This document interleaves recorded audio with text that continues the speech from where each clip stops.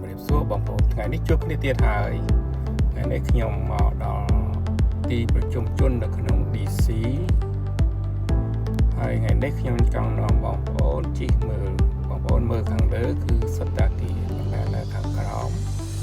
គឺជាផ្លូវក្រោមដីដែលផ្លូវនេះហើយជា5ម៉ាយក្រោមដីហើយនៅខាងលើផ្លូវមានអគារធំដែលជាអគារពាណិជ្ជកម្មប៉ុន្តែនៅខាងក្រោមគឺជាផ្លូវសម្រាប់ឲ្យយើងបើកអញ្ចឹងនេះគ្រាន់តែជាការបង្ហាញហើយក៏មានផ្លូវជាច្រើនទៀតផ្លូវក្រោមដី